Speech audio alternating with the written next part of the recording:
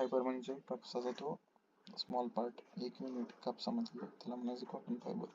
Cotton is one of the oldest fiber used for making clothes and other textiles.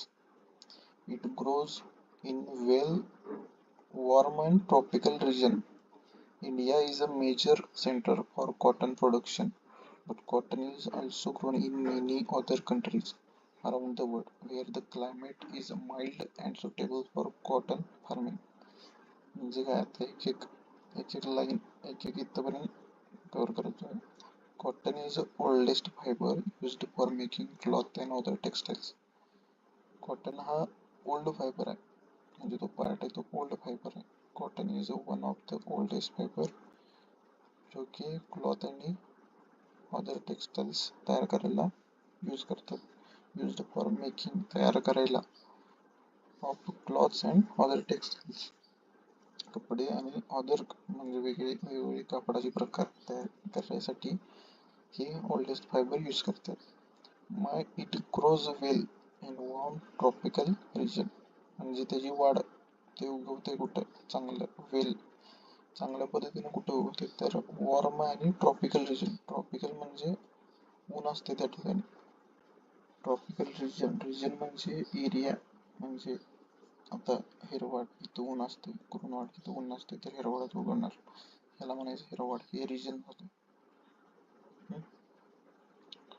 हे झालं काय आता. Cotton is एकदम जुना फायबर आहे. ते क्लॉथ आणि अदर टेक्सटाईल्स बनवायला यूज करतात.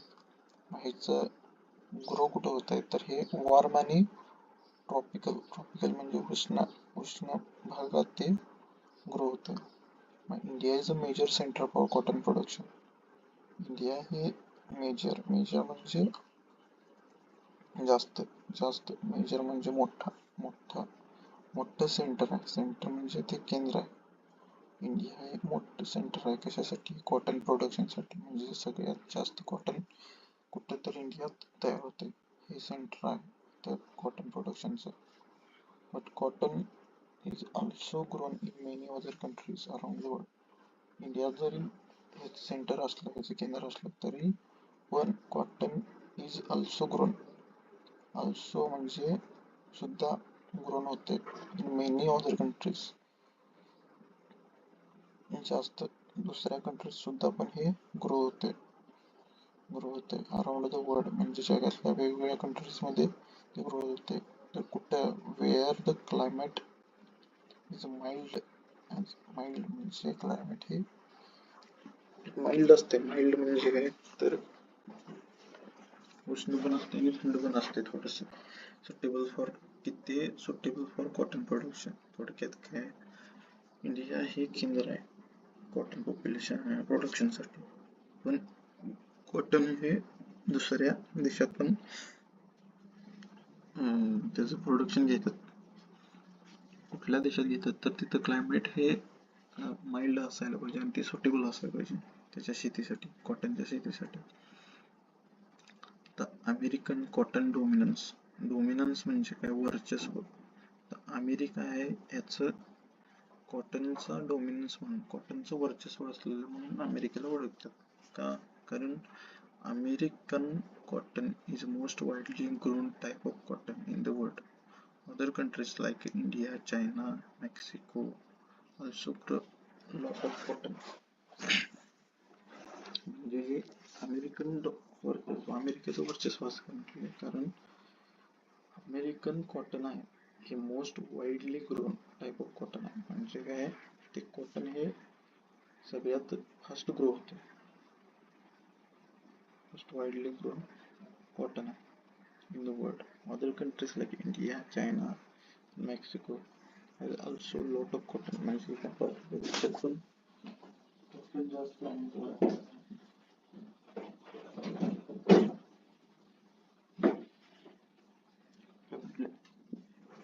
जास्त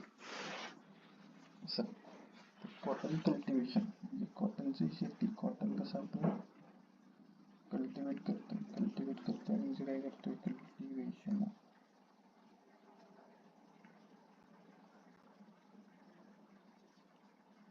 कल्टिवेशन लागवड किंवा मशागत किंवा त्याची शेती. कसं उगवते कॉटन, त्याची लागवड कसं करतो कॉटनची. तर कॉटन कल्टिवेशन हे कधी होतं? Cotton is planted. Cotton planted म्हणजे कॉटनच्या बिया कधी लावतो आपण? तर मंथ ऑफ मार्च आणि एप्रिल मध्ये लावतो. कॉटन इज युजली म्हणजे साधारणपणे planted in month of March आणि एप्रिल. मार्च आणि एप्रिल मध्ये बिया लावतो. It takes almost full year म्हणजे 1 year for cotton plants to be ready for harvest. Harvest म्हणजे कट करायला किती? इट टेक्स घेतो almost 1 year for cotton plants to be ready for म्हणजे तयार व्हायला 1 वर्ष घेतोय कट व्हायला. The way cotton is grown can be different in different parts of the world depending on the climate and soil. The way cotton is grown can be different in different parts of the world. म्हणजे काय? Cotton grow होतोय हे त्याचं timing, त्याचं पद्धत वेगळी असू शकते वेगवेगळ्या भागात देशातून. कॉटन द वे म्हणजे मार्ग, कॉटन इज ग्रोन म्हणजे कॉटन ग्रो होण्याचे वेगवेगळे मार्ग असू शकतात. कॅन बी डिफरंट वेगवेगळे असू शकते. कुठं तर different parts of the world. ते कशावर डिपेंड असते वेगवेगळं असतात तिथल्या क्लायमेटवर. Depending on the climate and the soil म्हणजे तिथली माती कशी आहे आणि तिथलं वातावरण कसं आहे त्याच्यावरती डिपेंड असतं. तर पुढचं काय? Preparation of land. लँड म्हणजे जमीन. प्रिपरेशन ऑफ लँड जमीन तयार करायची. To prepare the land for planting cotton म्हणजे कॉटन लावण्यासाठी जमीन तयार करायची. फार्मर्स म्हणजे शेतकरी मेक्स रिड्ज और राइज्ड रॉस. रिड्ज म्हणजे काय?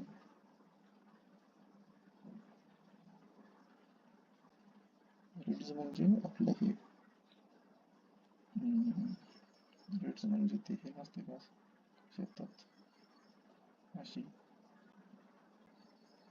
नांगरणी करतात आणि हे पडतात अशी सऱ्या पडतात. Raised rows in the soil म्हणजे मातीमध्ये काय करतात शेतकरी फार्मर्स मेक तयार करणे रिड्ज और raised rows in the soil with spaces about 10 to 12 meters between them म्हणजे 2 सरीतलं अंतर घेतली तर with spaces of about 10 to 12 meter between them म्हणजे त्या 2 सऱ्यांमधलं अंतर एवढं 2 सऱ्यांमधलं अंतर हे 10 ते 12 मीटर्स असायला पाहिजे. Seeds are planted on these reeds. Then the plants start to grow. The weaker plants are removed, leaving only the strongest plants spaced evenly along the roots. म्हणजे आता सऱ्या पडल्या अशा ह्या सऱ्यांच्या इथं बांधावर आपण काय सीड्स प्लांट करायचे म्हणजे तिथं त्याचं रोपण करायचं, बियांचं रोपण करायचं. आणि ते रिड्स म्हणजे हे रिड्स आहेत. हे जो उंचवट आहे हा रिड्स आहे. when the plant start to grow म्हणजे जेव्हा प्लांट ग्रो व्हायला स्टार्ट होते त्यावेळी ते वीकर प्लांट्स असतात ते रिमूव्ह करायचे. वीकर प्लांट जे असतात म्हणजे आता हा लहान आहे, वीक आहे म्हणजे कोमजलेला आहे ते रिमूव्ह करायचं आणि living only the strongest plants म्हणजे जे स्ट्रॉंगेस्ट प्लांट्स आहेत ज्याची ग्रोथ चांगली व्हायला ते तेवढेच ठेवायचे. इव्हनली अलॉंग द रूट्स म्हणजे त्या बांधावर तेवढेच ठेवायचे. Flowering and harvesting. Flowering and harvesting म्हणजे काय? फ्लॉवर्स म्हणजे जे कॉटनचा जो प्लांट असतो त्यामध्ये जे त्यांना फुलं लागतात त्याची ते फ्लॉवर्स. हार्वेस्टिंग म्हणजे काय? त्याची कापणी करायची, त्या फ्लॉवर्सची कापणी करायची. आता इथपर्यंत काय झालं? सऱ्या पडल्या, बिया घेतल्या, स्ट्रॉंगेस्ट प्लांटला ठेवलं. आता पुढे काय? तर cotton plant produces flowers which last for few days after the flowers blooms, cotton seeds start to form inside what is called a cotton ball. म्हणजे काय, कॉटन एक प्लांट असतो तो फ्लावर्स फुलं तयार करतो which is last for few days. ही फुलं काही दिवसांपुरती असतात. आफ्टर द फ्लावर्स ब्लूम म्हणजे फ्लावर जेव्हा ते फुलतात त्यावेळी कॉटन सीड स्टार्ट होतात. सीड्स म्हणजे कॉटनचे जे बिया असतात त्या त्यात उगवायला तयार होतात त्या फ्लावरमध्ये. आणि त्या बियांना काय म्हणतो तर आपण कॉटन बॉल म्हणतो. जे आतमध्ये प्रत्येक बिया तयार फ्लावरच्या तर त्यांना कॉटन बॉल तयार होतात. कॉटनच्या प्लांटवर फ्लावर तयार होतात. मग ते काही दिवसांसाठी असतात. मग त्या फ्लावर्समध्ये तो फुलतोय आणि त्यामध्ये बिया तयार होतात त्यांना आपण कॉटन बॉल म्हणतो. The cotton ball is round. Cotton ball हा राऊंड असतो, गोल असतो म्हणून तर त्याला बॉल म्हटलं. Green pod that protects the developing cotton fibres. Green pod म्हणजे जो असा कापूस असतो, कापसाचा हा बॉल असतो आणि हे ह्यात कापूस असतो. हे ग्रीन पॉड्स म्हणजे ज्याला ते कव्हर करते, ते प्रोटेक्ट करते कोणाला, डेव्हलपिंग कॉटन फायबर्स म्हणजे कॉटनचे जे फायबर्स तयार होत असतात त्याला ते प्रोटेक्ट करते. As the ball mature it eventually split opens. म्हणजे हे आधी बंद असतात असं. मॅच्युअर होते म्हणजे तो बॉल असतो त्यावेळी फुल्ली डेव्हलप होते. मॅच्युअर होते म्हणजे काय, तो तयार होतो त्यामध्ये कॉटन तयार होतो त्यावेळी हे स्प्लिट्स असतात हे ग्रीन पॉटचे हे उगवतात असे इकडे तिकडं रिमूव्ह होतात.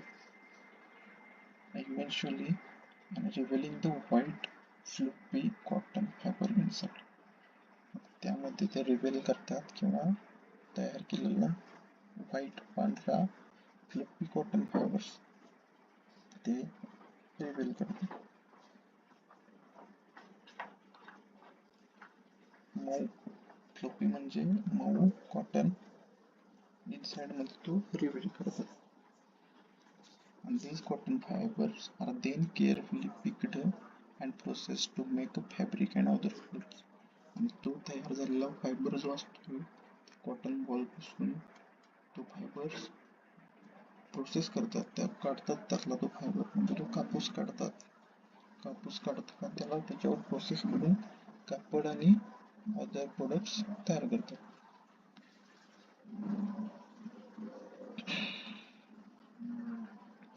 आता ही डायग्राम, या डायग्राममध्ये ही डायग्राम जरी तुम्ही लक्षात ठेवला तरी तुम्हाला पूर्ण थेरी लिहिता येते. तर यामध्ये काय, पहिला आपण काय केलं, सीड बी टाकलं कशावर, रीड्सवर. ही रीड्स ही आपण रीड्स म्हणजे काय तर ते सऱ्या बांधावर बी टाकली, बिया उगवली. कधी 1 वीक मध्ये बिया उगवतात, 2 ते 3 वीक मध्ये त्याला पानं फुटतात, 2 ते 4 वीक मध्ये त्याला पानं फुटतात आणि 5 ते 7 वीक मध्ये त्याला बर्ड्स येतात. 8 ते 10 आठवड्यात त्याला ब्लूम होते ते म्हणजे वर येते आणि 10 आठवड्यात त्याचा बॉल तयार होतो म्हणजे बिया तयार होतात. हे बघा प्रोटेक्टिंग पॉड्स आहेत, ग्रीन पॉड्स म्हणजे कव्हर, त्याला कव्हर असलेले ते कव्हर. मग 10 ते 20 आठवड्यात ते काय होते, 18 ते 20 आठवड्यात होते त्यामध्ये कॉटन तयार होते असा. आणि ग्रीन पॉड्स असतात हे स्प्लिट्स होते, रिव्हील होतात म्हणजे निघून बाजूला जातात. आणि हा फ्लुफी म्हणजे मऊ व्हाईट कॉटन तयार होतोय.